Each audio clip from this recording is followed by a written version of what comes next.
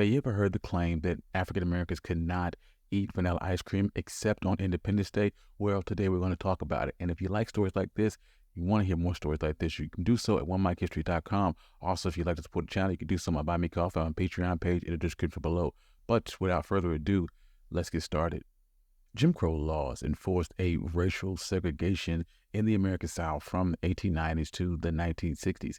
Named after Thomas Rice and his minstrel character, Jim Crow Rice, these laws were designed to maintain racial hierarchy, and the laws covered every aspect of Black life, from voting rights to public transportation, and were strategically designed to marginalize African Americans. The insidious impact of the system extended beyond legal restrictions, seeping into social norms and customs that enforced a rigid racial hierarchy.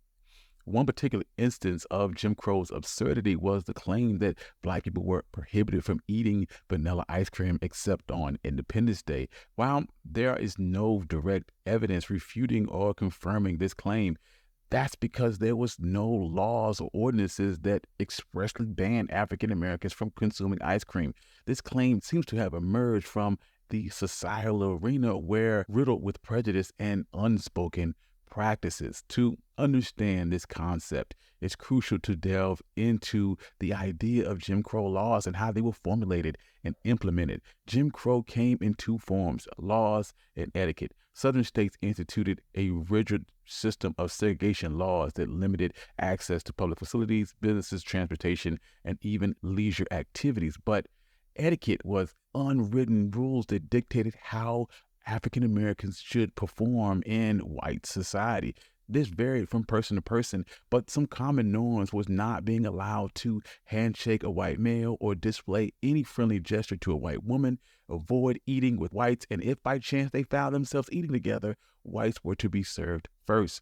For example, in the book Behind the Backlash, White Working Class Politics in Baltimore, 1940 to 1880 by Kenneth Dunn, Dunn mentions that segregated dining was the norm and asserted that Black people could not eat vanilla ice cream in the presence of white people except on July 4th, when everyone could eat anything. Another example is Maya Angelou's biography, I Know Why the Caged Bird Sings. Maya Angelou shares that people in her hometown believed that white people were so biased against Black people that they couldn't even buy vanilla ice cream except on July 4th.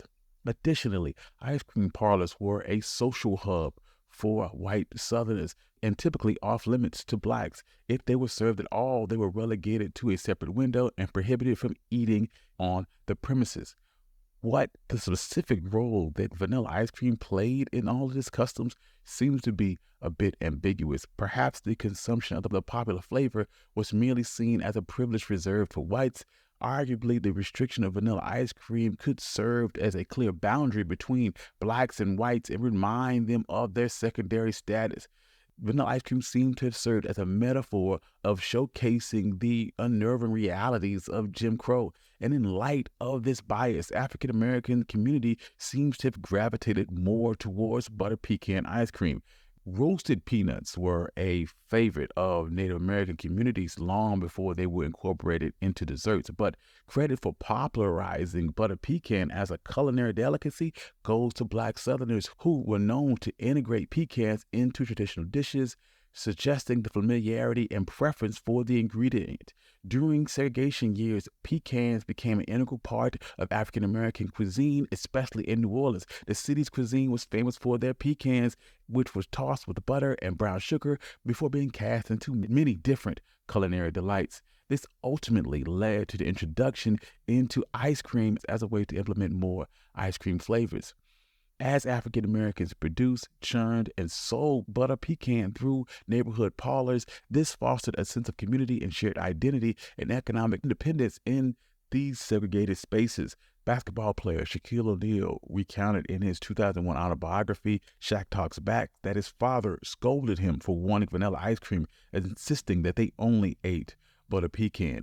Celebrity chef Gerby Garvin recalled that butter pecan ice cream became a regular part of his family's tradition, and former NFL player Albert Hainsworth recalled that butter pecan was the flavor of Black people. In the end, the Jim Crow laws and resulting racial etiquettes created a severe societal divide. in the southern United States. And even when the context of something as simple as just consuming ice cream, while there's no actual laws that prevented African Americans eating vanilla ice cream, there are enough personal stories that indicate that this etiquette practice did exist, at least in some forms, in the southern United States. And the rise of butter pecan as the African American flavor of choice exemplifies our resiliency in the face of adversity. And it's a testament how African Americans continue to communicate their culture through our foods. Thank you. This has been One Mike. I'm your host, Country Boy. If you like stories like this, you can find more stories like this at onemikehistory.com. If you'd like to support the channel, you can do so on my Buy Me Coffee on Patreon page in the description below. Give us 5 stars on Apple Podcasts and support the YouTube channel.